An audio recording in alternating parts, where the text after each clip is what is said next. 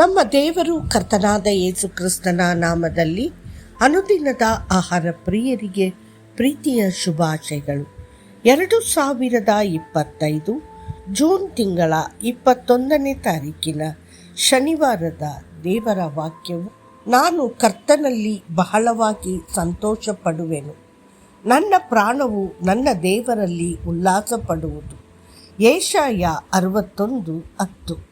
ಎರಡು ರೀತಿಯ ಸಂತೋಷಗಳಿವೆ, ಲೌಕಿಕ ಸಂತೋಷ ಮತ್ತು ಆಧ್ಯಾತ್ಮಿಕ ಸಂತೋಷ. ನೀವು ಭೂಮಿಯ ಮೇಲೆ ಮಾತ್ರವಲ್ಲದೆ ಸ್ವರ್ಗದಲ್ಲಿಯೂ ಸಂತೋಷವನ್ನು ಅನುಭವಿಸಲು ಕರೆಯಲ್ಪಟ್ಟಿದ್ದೀರಿ. ನಿಮ್ಮ ಮನೆಯಲ್ಲಿ ಮತ್ತು ಆತನ ಸಭೆಯಲ್ಲಿ ಸಂತೋಷವು ನೆಲೆಸಬೇಕೆಂದು ಕರ್ತನು ಬಯಸುತ್ತಾನೆ. ಐಹಿಕ ಜೀವನದಲ್ಲಿ ಸಂತೋಷದಾಯಕ ಕುಟುಂಬವು ಒಂದು ದೊಡ್ಡ ಆಶೀರ್ವಾದ. ಗಂಡ, ಹೆಂಡತಿ ಮತ್ತು ಮಕ್ಕಳು ಯಾವಾಗಲೂ ಒಟ್ಟಿಗೆ ಸಂತೋಷದಿಂದ ಇರುವಾಗ ಅಂತಹ ಮನೆಗಿಂತ ದೊಡ್ಡ ಸೌಂದರ್ಯ ಇನ್ನೊಂದಿಲ್ಲ. ಕುಟುಂಬವಾಗಿ ಒಟ್ಟಿಗೆ ಸಮಸ್ಯೆಗಳನ್ನು ಎದುರಿಸಿ, ಒಟ್ಟಿಗೆ ಪ್ರಾರ್ಥಿಸಿ, ಒಟ್ಟಿಗೆ ಸಂತೋಷವನ್ನು ಹಂಚಿಕೊಳ್ಳಿರಿ.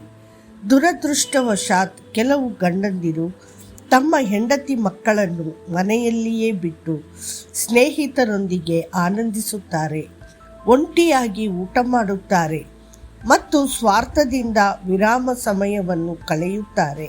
ಅಂತಹ ಮನೆಗಳಲ್ಲಿ ಶಾಂತಿ ನೆಲೆಸುವ ಸಾಧ್ಯತೆ ಕಡಿಮೆ. ಪಾಪದಲ್ಲಿ ಬೇರೂರಿರುವ ಕ್ಷಣಿಕ ಲೌಕಿಕ ಸುಖಗಳನ್ನು ಬೆನ್ನಟ್ಟುವ ಬದಲು ನೀವು ಕರ್ತನು ನೀಡುವ ಆಧ್ಯಾತ್ಮಿಕ ಆನಂದವನ್ನು ಅನುಭವಿಸಲು ಪ್ರಾರಂಭಿಸಿದರೆ ಅದು ಶಾಶ್ವತವಾಗಿರುತ್ತದೆ. ಈ ಲೋಕದ ಸುಖಗಳು ದುಃಖದಲ್ಲಿ ಕೊನೆಗೊಳ್ಳುತ್ತವೆ, ಆದರೆ ಕರ್ತನ ಆನಂದವು ನಿಮ್ಮ ಶಕ್ತಿಯಾಗಿದೆ. ನೆಹೆಮಿಯ 8:10.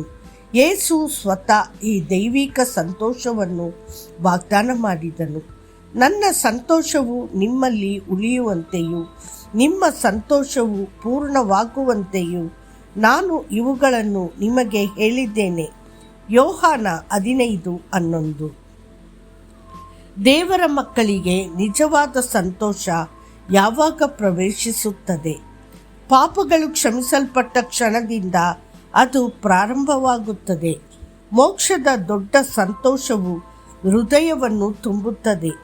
ತಿಳಿದುಕೊಳ್ಳುವ ಸಂತೋಷ, ಕರ್ತನು ನನ್ನನ್ನು ತನ್ನ ಮಗುವಾಗಿ ಸ್ವೀಕರಿಸಿದ್ದಾನೆ, ನನ್ನ ಹೆಸರು ಜೀವ ಪುಸ್ತಕದಲ್ಲಿ ಬರೆಯಲ್ಪಟ್ಟಿದೆ, ನಾನು ರಾಜರ ರಾಜ ಮತ್ತು ಪ್ರಭುಗಳ ಪ್ರಭುವಿನ ಮಗು. ನಾನು ಕರ್ತನಲ್ಲಿ ಬಹಳವಾಗಿ ಆನಂದಿಸುವೆನು, ನನ್ನ ಪ್ರಾಣವು ನನ್ನ ದೇವರಲ್ಲಿ ಉಲ್ಲಾಸ ಪಡುವುದು. ಆತನು ನನಗೆ ರಕ್ಷಣೆಯ ವಸ್ತ್ರಗಳನ್ನು ತೊಡಿಸಿದ್ದಾನೆ, ನೀತಿಯ ನಿಲುವಂಗಿಯನ್ನು ಹೊದಿಸಿದ್ದಾನೆ. ಯೆಶಾಯ 61:10 ಎಂದು ವಾಕ್ಯವು ಹೇಳುತ್ತದೆ. ಇದು ಕೇವಲ ಸಂತೋಷವಲ್ಲ, ಬದಲಾಗಿ ಆನಂದದಿಂದ ತುಂಬಿ ತುಳುಕುತ್ತಿದೆ. ಯೇಸುವಿನ ತಾಯಿಯಾದ ಮರಿಯಳು ಸಹ ಸಂತೋಷಪಟ್ಟಳು ಮತ್ತು ನನ್ನ ಆತ್ಮವು ನನ್ನ ರಕ್ಷಕನಾದ ದೇವರಲ್ಲಿ ಉಲ್ಲಾಸಗೊಂಡಿದೆ ಎಂದು ಹೇಳಿದಳು. ಲೂಕ 1:47. ಕರ್ತನಾದ ಯೇಸು ಸ್ವತಃ ಅಂತಹ ದೈವಿಕ ಸಂತೋಷವನ್ನು ಅನುಭವಿಸಿದನು.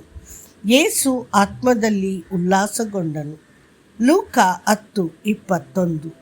ದೇವರ ಪ್ರೀತಿಯ ಮಕ್ಕಳೇ, ಪವಿತ್ರಾತ್ಮನಿಂದ ಬರುವ ಆನಂದವು ಸಾಟಿಯಿಲ್ಲದ್ದು. ಅದು ನೇರವಾಗಿ ಸ್ವರ್ಗದಿಂದ ಬರುವ ಆನಂದ.